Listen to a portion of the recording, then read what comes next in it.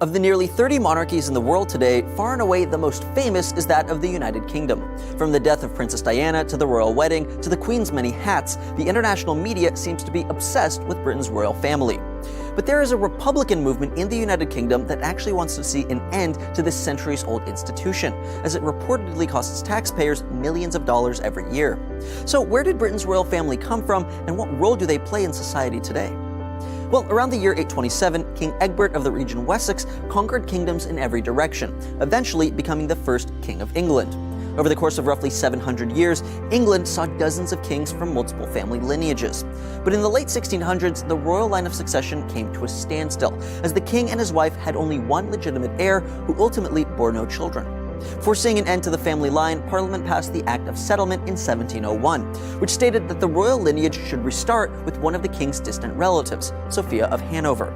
Although Sophia ultimately died before inheriting the throne, her heirs took over the line of succession, beginning with her son, King George I, in 1714. In the more than 300 years since, all British monarchs have descended from this line. The Act of Settlement not only limited the throne to the legitimate heirs of Sophia of Hanover, but also excluded all Roman Catholics and those who marry Roman Catholics. The British monarchy has been at odds with the Catholic Church since King Henry VIII broke off from Catholicism in the 16th century. Henry VIII wanted to divorce his wife, but couldn't under the principles of Catholicism, so he formed his own church, the Church of England. Traditional laws of succession also stated that royal sons inherit the throne before daughters, and older children are prioritized over younger.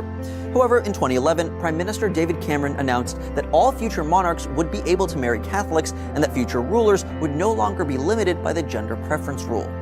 The role of the UK's monarch is to act as head of state and is limited to ceremonial, nonpartisan duties. This includes bestowing honors, hosting dinners for foreign leaders, traveling abroad, and appointing the Prime Minister as recommended by the House of Commons.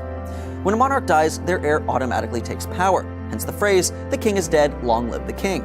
Queen Elizabeth II took over in 1952 after her father died. When she passes, her eldest son, Prince Charles, is next in line for the throne. After Charles is Prince William, and then Prince George, and then so on. In fact, there are more than 5,000 descendants of Sophia of Hanover who are eligible to succeed the throne, according to the language of the Act of Settlement.